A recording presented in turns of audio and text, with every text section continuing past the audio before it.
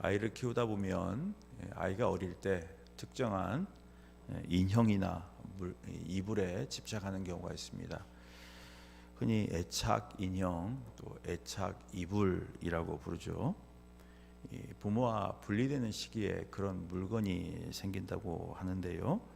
아이는 그런 물건을 통해서 안정감을 얻는다고 합니다. 따라서 어떤 아이든지 애착 물건이 있을 수 있습니다. 그러니까 그거 자체가 문제는 아닙니다. 그리고 또 아이가 자라서 사회성이 발달하면 또 자연스럽게 멀어지죠. 그렇기 때문에 억지로 없애려고 하지 말고 아이 스스로 내려놓을 때까지 기다려야 합니다. 하지만 아이가 성인이 되었는데도 이 애착 물건을 버리지 못하면 어떨까요? 아침에 애착 인형이나 애착 이불을 들고 학교나 직장에 가는 겁니다. 여러분, 우스갯소리가 아니고 실제로 일어날 수 있는 일입니다. 성인이 되어도 극심한 스트레스를 받으면 어린 시절에 누렸던 안정감을 떠올리면서 애착 물건을 찾는 경우가 있다고 합니다. 왜 그럴까요? 바로 그 애착 물건이 자기의 일부가 되었기 때문입니다. 그러니까 애착 물건이 확장된 자아가 되는 셈입니다. 그래서 우상처럼 소중히 여기는 것이죠. 이런 일은 아이뿐만 아니고 부모에게도 일어날 수 있습니다. 아이의 베넷저고리, 아이가 어릴 때 가지고 놀던 장난감, 심지어 아이가 유치를 갈 때 뺐던 그 치아 등을 계속 가지고 있는 부모가 있습니다. 여러분, 이상한 게 아니고요, 잘못된 일도 아닙니다.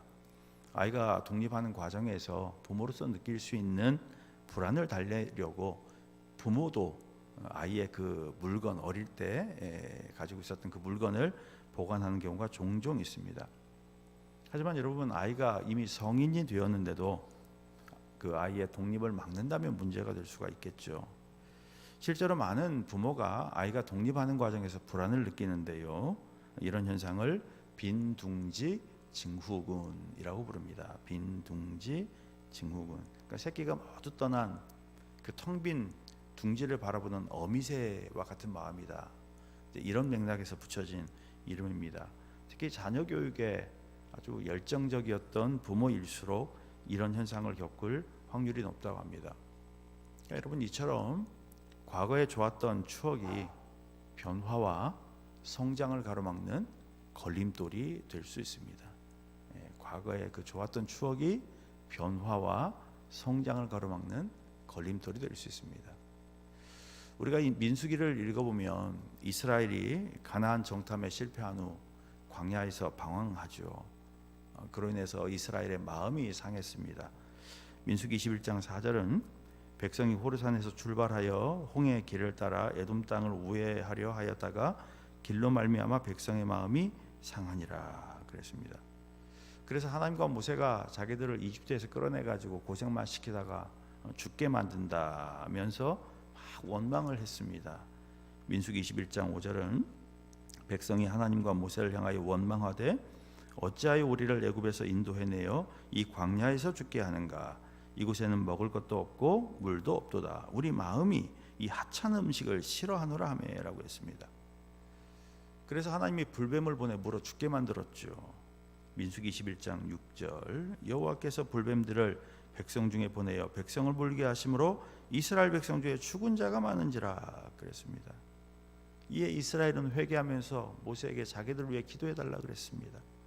민수기 21장 7절 백성이 모세에게 이르러 말하되 우리가 여호와와 당신을 향하여 원망함으로 범죄하였사오니 여호와께 기도하여 이 뱀들을 우리에게서 떠나게 하소서라고 했습니다. 모세가 이렇게 기도하니까 하나님이 어떻게 했습니까? 노수로 뱀을 만들어 장대에 매달아라 이렇게 말씀하셨습니다.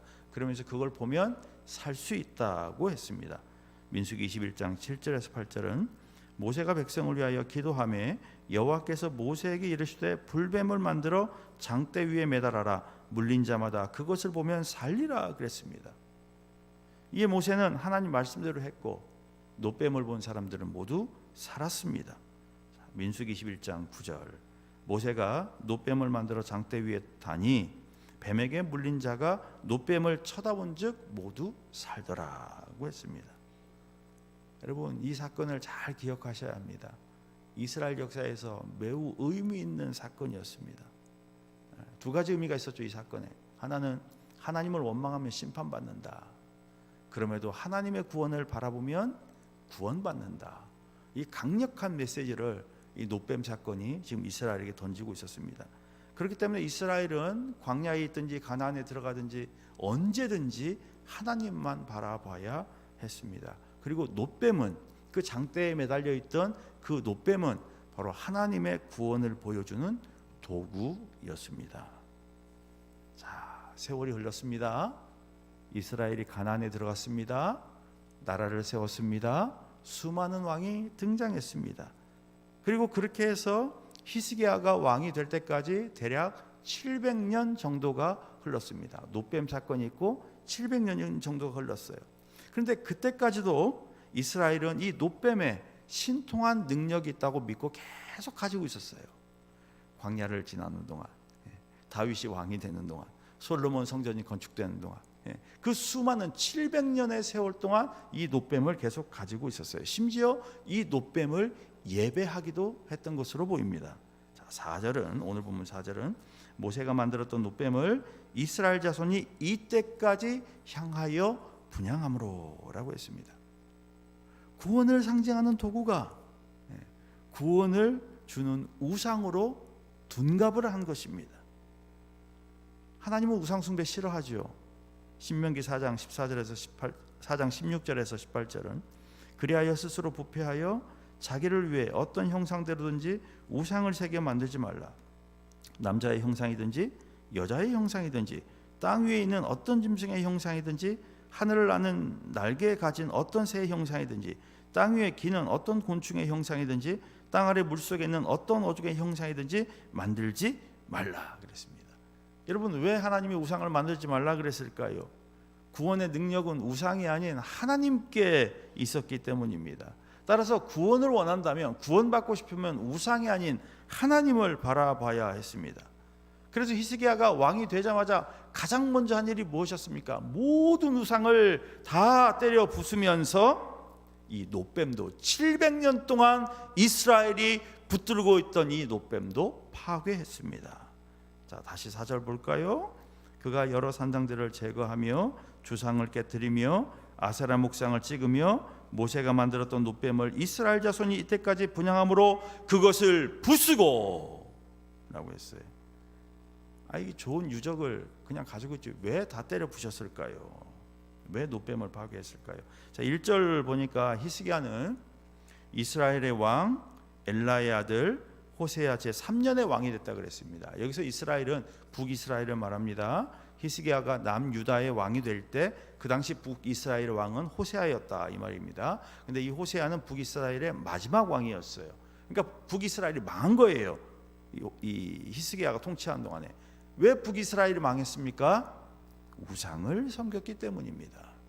열왕기하 17장 7절에서 8절은 이 일은 이스라엘 자손이 자기를 애굽 땅에서 인도하여 내사 애굽의 왕 바로의 손에서 벗어나게 하신 그 하나님 여호와께 죄를 범하고 또 다른 신을 경외하며 여호와께서 이스라엘 자손 앞에서 쫓아내신 이방 사람의 규례와 이스라엘 여러 왕이 세운 율례를 행하였음이라 그랬어요. 자, 여러분, 히스기야가 왕이 되고 혹 왕이 되기 전이라도 이 북이스라엘이 멸망하는 걸 보면서 무슨 생각을 했을까요? 우상을 섬기면 저렇게 망하는구나 라고 생각하지 않았을까요?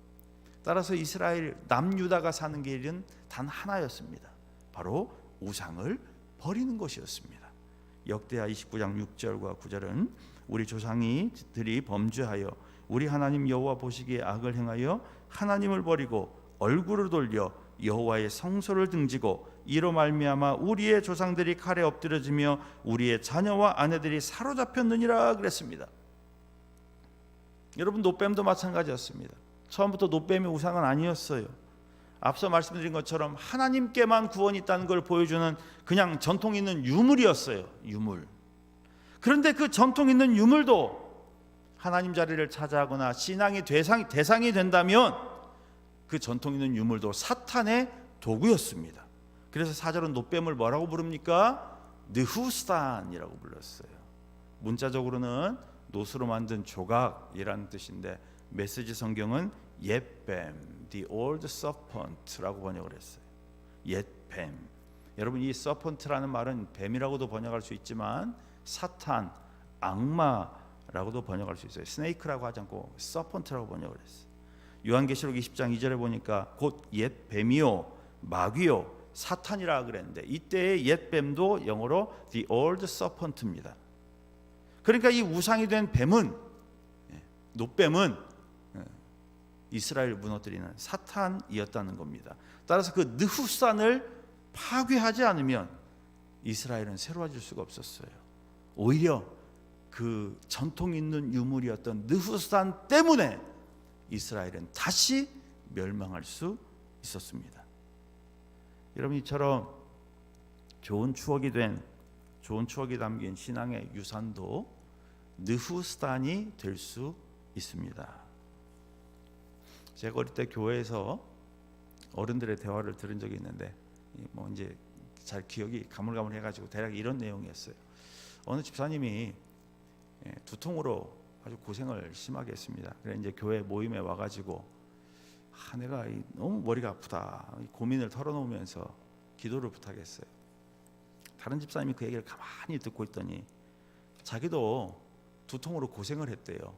그런데 성경책을 머리맡에 두고 잔 다음부터는 두통이 기가 막히게 사라졌다. 뭐 이런 내용이에요.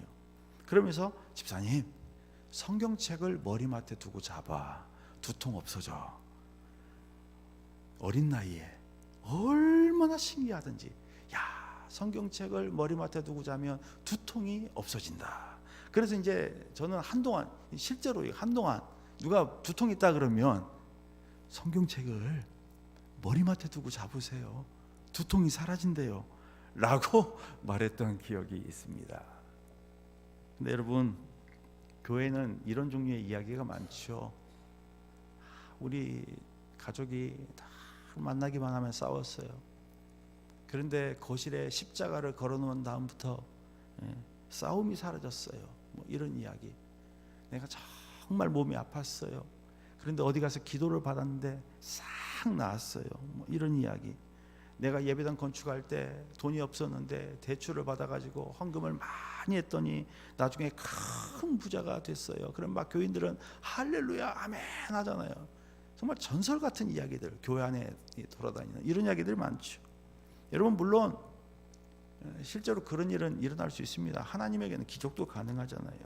그런데 여러분 가족 사이에 문제가 생길 때마다 거실에 십자가만 걸어놓는다면, 몸이 아플 때마다 병원에는 가지 않고 누군가를 찾아가서 기도만 받으려고 한다면, 더 큰 부자가 되기 위해 거액을 헌금하십시오라고 강요한다면 문제가 되겠죠. 본질과 수단이 바뀌었기 때문입니다. 여러분 이 모든 이야기에서 본질은 무엇입니까? 본질 하나님입니다. 여러분 하나님. 거실에 십자가를 걸었기 때문에 가족이 화목하게 된 게 아니고 하나님이 가족을 화목하게 만드신 겁니다. 내가 신령한 누군가에게 가서 기도를 받아 병이 나은 게 아니고 하나님이 병을 고쳐주신 겁니다. 내가 대출을 받아 거액을 헌금했기 때문에 큰 부자가 된 게 아니고 하나님이 채워주신 것입니다. 그런데 이 모든 스토리에서 하나님은 사라지고 그저 십자가 그것만 남고 기도해 준 사람만 남고 거액의 헌금만 남는다면 수단과 본질이 바뀐 것과 같습니다. 십자가, 우리를 위해 기도해 준 사랑, 거액의 헌금은 반드시 버려야 할 느후 수단이 되는 것입니다. 여러분 이런 일은 교회에서도 일어날 수 있어요. 어느 교회나 신앙의 유산을 이어준 아름다운 좋은 전통이 있죠. 여러분 전통이 문제가 아닙니다. 전통은 아무 문제가 없어요. 하지만 전통은 하나님을 가리키는 역할만 해야 돼요. 교회 안에 모든 제도나 전통이나 관습이나 이런 것들은 하나님을, 주 예수 그리스도를 가리키는 역할만 해야 돼요. 그 전통 자체가 목적이 되면 여러분 그것도 우상입니다. 느후스탄. 이런 우상이 뭐죠? 하나님보다 더 하나님처럼 여기는 것. 그게 우상이에요. 예를 들어 어느 교회가 개척하면서 교인들끼리 한 달에 한 번씩 산기도를 가기로 했다고 가정을 해보겠습니다. 실제 있었던 일은 아니고 가정입니다. 덕분에 교인들의 신앙이 뜨거워지고 교회가 성장했습니다. 그래서 교회는 자 이제 우리 매달 산기도 가는 것을 산기도 가기로 이렇게 정합시다. 그러니까 전통을 만든 거죠. 그렇게 했어요. 이제 세월이 흘렀어요. 새로운 교인들이 많이 들어왔습니다. 그러자 이제 기존 교인들은 새로운 교인들에게 산기도는 우리 교회 전통이니까 따르셔야 합니다. 이제 이렇게 이야기를 했습니다. 근데 새로운 교인들은 우리는 그냥 교회에서 기도하는 게 더 좋은데요. 꼭 산에 가야 돼요? 라고 이야기를 합니다. 그러자 기존 교인들이 왜 우리 교회 수십 년간 내려온 전통을 무시하여? 라고 비난을 합니다. 결국 새로운 교인들은 하나 둘씩 떠납니다. 그럼에도 기존 교인들은 산기도에 대한 자부심으로 전통을 고수합니다. 나중에 세월이 흘러 산기도 다니던 기존 교인들도 다 세상을 떠났습니다. 교회에는 누가 남았을까요? 아무도 안 남았습니다. 여러분, 이것은 가상의 이야기지만 교회마다 이와 비슷한 현상이 일어나고 있습니다. 과거의 추억에 사로잡혀 변화를 거부하는 교회가 늘고 있는 것입니다. 제가 오래전에 톰 레이너가 쓴 죽은 교회를 부검하다 이런 책을 읽었습니다. 미국 교회가 쇠퇴하는 이유를 분석한 책인데요. 톰 레이너는 죽은 교회에는 10가지 특징이 있다 그랬어요. 그 중에 첫 번째 특징이 무엇인 줄 아십니까? 한번 읽어볼까요? 시작. 교인들이 매주 교회에 오는데 변화의 필요성을 절박하게 느끼지 않아서 교회가 쇠퇴하고 있는 것조차도 알아차리지 못했다는 겁니다. 미국 교회가 쇠퇴하는 이게 첫 번째 원인이었어요. 매주일 교회를 오는데 변화에 대한 절박함이 없으니까 교회가 쇠퇴하는 것을 아무도 알아차리지 못했다. 여러분, 두 번째 특징이 무엇인 줄 압니까? 같이 읽어볼까요? 어떤 변화도 한사코 거부했다. 과거를 전성기로 여기고 그 전통이 무너질까 봐 두려워서 전통을 바꾸려고 할 때마다 분노하고 고집을 부렸다는 거예요. 미국 교회가. 그러면서 이 톰 레이너가 이렇게 설명합니다. 사람들의 필요보다 자신들의 필요에 집중했다. 그 다음 말이 충격적입니다. 그 교회들은 변화보다 죽음을 선택했다. 저는 이 선택했다는 말이 너무 끔찍했어요. 어쩌다 보니까 교회가 죽어간 게 아니고 변화보다 죽음을 선택했다는 거예요. 그래서 결국 죽음을 맞았다.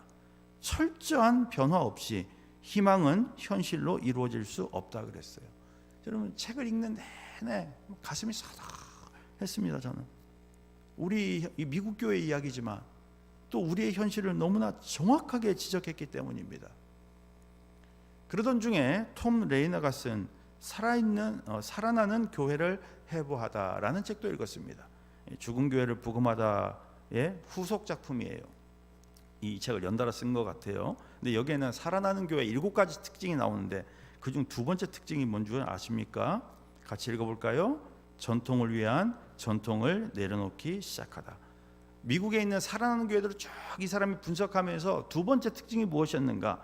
전통을 위한 전통을 내려놓았다는 거예요. 그러면서 톰 레이너가 이렇게 말합니다. 전통은 악이 아니다. 하지만 전통에 집착하면 그것은 우상 숭배로 전락한다. 우리가 우상을 버리면 하나님은 우리 안에서 놀라운 역사를 시작한다. 그러니까 우리가 금지옥엽으로 붙들고 있는 느후스당 같은 우상을 전통을 버려야 교회가 살 수 있다는 이야기예요. 자, 그럼 여러분, 우리의 느후스당은 무엇입니까? 혹시 여러분도 전통을 버리면 당장 죽을 것 같아서 버리지 못하고 있는 것은 아닙니까? 전통을 버리지 못해서 교회가 죽어가고 있는 것조차 모르고 있는 것은 아닙니까? 이스라엘이 이방 나라의 포로가 되면서 많은 유대인들이 이방 문화를 받아들였어요. 물론 모든 유대인들이 그랬던 것은 아닙니다. 끝까지 이방 문화를 거부한 유대인들도 있었는데 그들을 뭐라고 불렀냐면 바리새파라고 불렀어요. 바리새파. 이 바리새라는 말은 분리하다, 구별하다라는 의미입니다. 그러니까 세상과 타협하지 않고 끝까지 신앙을 잘 지켰다는 아주 좋은 의미입니다. 그래서 실제로 바리새인들은 율법, 성전 제사, 부활 신앙, 전통 등을 아주 강조했습니다. 유대인 역사가 요세푸스에 따르면 주후 1세기 예수님이 계시던 그 주후 1세기에 약 6천 명 정도의 바리새인이 있었다 그랬어요. 그러니까 많은 인원이 아니에요. 이 이스라엘 전체 인구에 비하면. 그런데 이 바리새인들의 영향력은 매우 강력했습니다.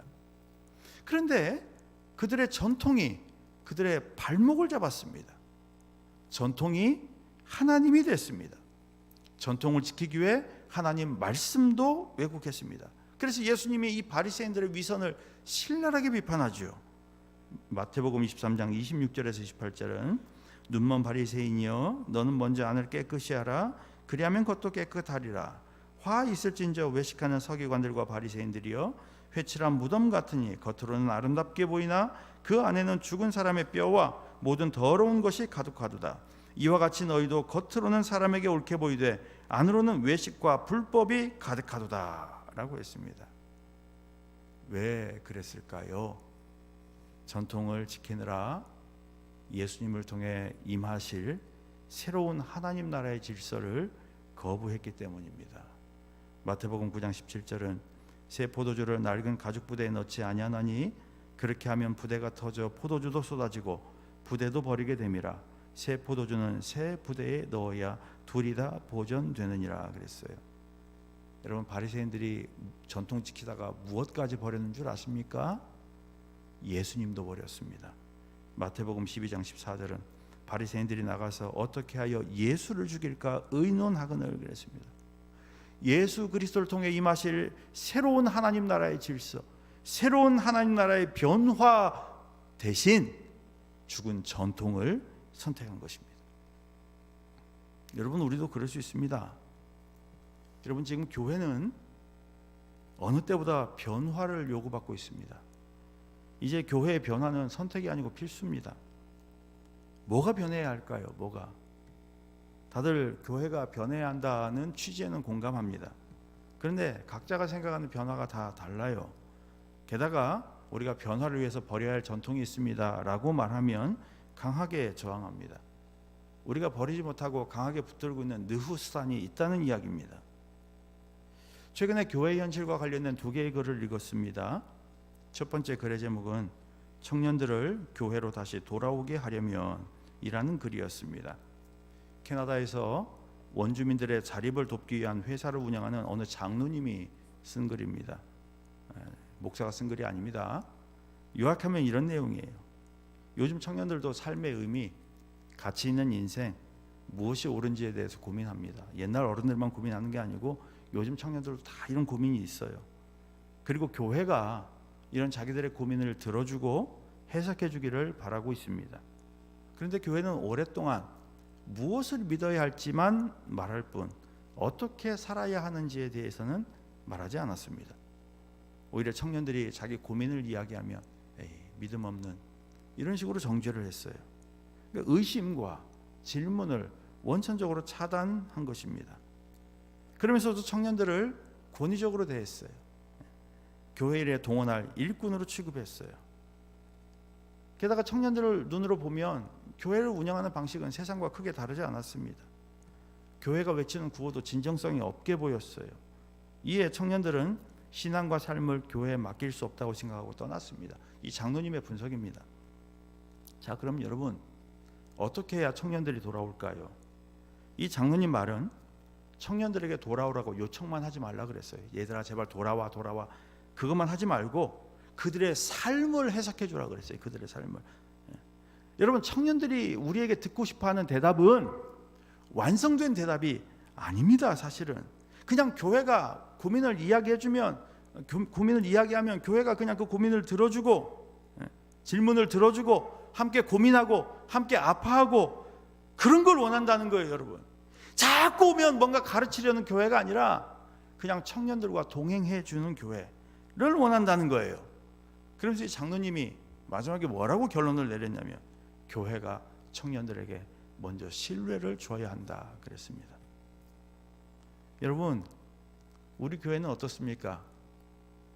청년들에게 질문을 허용하고 있습니까? 질문해요? 여러분, 청년들이 질문하면 들어주십니까? 청년들 고민이 있다 그러면 함께 고민해 주시나요? 청년들의 삶을 해석해 주고 계신가요? 복음으로? 아니면 교회 일에 필요하면 와서 일해 라는 일꾼으로 생각하십니까? 제 신앙에 의심이 생기고 성경에 대해 질문이 있습니다 라고 말하면 혹시 에이 믿음 없는 이렇게 정죄하지 않으십니까? 전통이라는 잣대로 청년들의 일거수일투족을 비판하고 계시지 않나요? 여러분, 청년들이 떠난 이유가 청년들에게 있습니까? 우리에게 있습니까? 제가 읽은 두 번째 글의 제목은 3040은 조용히 교회를 떠났다 했습니다. 지금 속으로 그러시죠. 목사가 맨 저런 것만 읽는다. 그만큼 고민이 많습니다, 여러분. 왜 청년들이 떠나는지, 왜 3040이 떠나는지 고민이 많아요. 제가 읽으려고 해서 읽은 건 아니고 어쩌다 보니 설교 준비하다 보니 읽게 된 글들입니다. 어느 목사님이 이건 쓴 글인데 이것도 요약해서 소개를 해드리겠습니다. 이 목사님이 수년 동안 함께 신앙생활한 집사님 부부가 있었어요. 집사님 집에 있는 숟가락 숫자까지도 알 정도로 친했습니다. 근데 어느 날부터인가 집사님 부부가 안 보여요, 교회에서. 그래서 연락을 하면 잘 지내고 있습니다 하고 짧은 대답만 했습니다. 교회를 떠난 거죠. 목사님은 집사님 부부가 믿음을 버렸다고는 생각하지 않았습니다. 그러면서 왜 집사님 부부가 교회를 떠났을까를 생각했습니다. 답은 의외로 간단했습니다. 집사님 부부가 교회에 있어야 할 이유를 찾지 못했기 때문이었습니다. 여러분, 이것이 지금 한국교회에서 3040 세대가 교회를 떠나는 이유입니다. 우리는 그들에게 교회에 이러이러한 일이 있으니까 일을 맡아라고만 했지 우리 함께 결정해 볼까? 라고 하지는 않습니다. 마치 헌신은 선택이 아니라 의무인 것처럼 강요합니다. 3040 세대들에게 이 사람들은 사회에서도 지금 책임이 많거든요. 부모 봉양하고 자식 키우고 하느라고. 그런데 교회 와도 책임은 늘어나는데 권한은 안 줘요. 문제를 제기하면 아직 때가 아니야. 이거 제가 잘한 말이거든요. 집사님들 저한테 무슨 얘기하면 아직 때가 아닌가 봐요 이러고 있거든. 저도 뭔가 새로운 시도를 하자고 말하면 전통을 지켜. 결국 그들은 교회를 조용히 떠났습니다. 사실은 밀려난 거죠. 목사님이 마지막에 이런 글을 남겼습니다. 교회는 사람이 잘하는 곳이어야 한다. 역할이 아니라 존재가 환대받는 곳이어야 한다. 책임보다 먼저 신뢰를, 요구보다 먼저 권한을 건네는 곳이어야 한다. 젊은 집사님들이 돌아오면 나는 묻고 싶다. 무엇을 맡길까가 아니라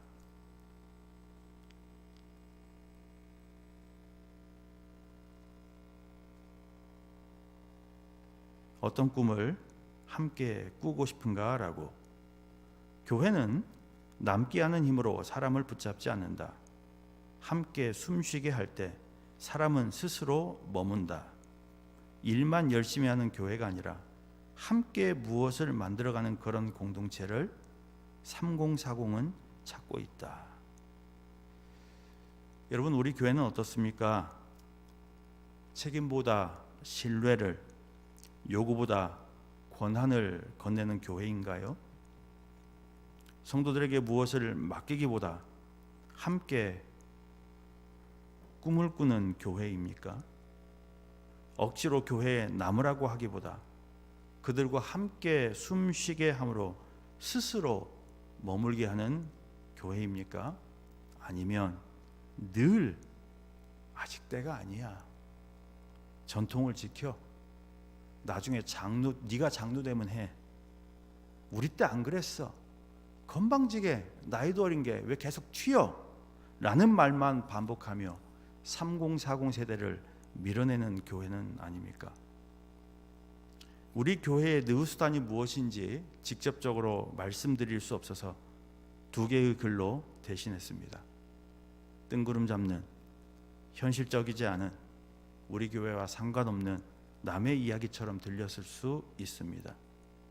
목사가 맨날 젊은 세대만 강조한다며 그동안 수고한 시니어 세대에도 잘 챙기라고 반박할 수도 있습니다. 우리가 수고 안 했으면 니들이 어떻게 신앙생활을 잘했을 것 같아? 라며 저를 공격할 수도 있습니다. 그러나 우리 교회에도 절대로 무너뜨릴 수 없는 느후스단이 있다는 것만은 분명히 아셔야 합니다. 그 느후스단이 교회의 변화를 가로막고 있을 수 있습니다. 우리도 모르는 사이에 새 교회가 되기보다 헌 교회로 남는 것이 더 좋다고 생각할 수도 있습니다. 여러분, 이런 식으로 몇 년은 더 버틸 수 있을지 모릅니다. 몇 년은 버티겠죠. 아니면 변화는 내가 죽은 다음에 해라 라고 외칠 수도 있습니다. 그러다가 진짜로 교회가 죽습니다. 추억만 많은 교회, 그러나 사람은 없는 교회 될 수 있습니다. 새 교회가 되기 위해 엄청난 변화가 필요한 것은 아닙니다. 그저 복음에 합당하지 않은 모습이 발견될 때마다 하나씩 하나씩 바꾸어가면 됩니다. 그러기 위해서는 우리가 절대 가치처럼, 반지의 제왕에 나오는 그 절대 반지처럼 붙들고 있는 그 느후스탄을 버려야 합니다. 여러분, 우리가 지금 붙들고 있는 그 느후스탄은 하나님이 아니에요. 복음도 아니에요. 그냥 옛날이 정말 좋으셨다면 추억만 하세요. 그냥 추억으로 남겨두세요. 대신 우리가 앞으로 미래에 이 시절을 바라보며 기억할 아름다운 추억을 만들기 위해서 우리는 오늘 교회를 다시 세워야 합니다. 사랑하는 성도 여러분, 아무리 좋은 전통도 교회의 변화를 가로막는 느후스탄이 될 수 있습니다. 그 느후스탄을 버려야 새 교회가 됩니다. 그렇게 다시 교회를 세우는 저와 여러분 되기를 바랍니다.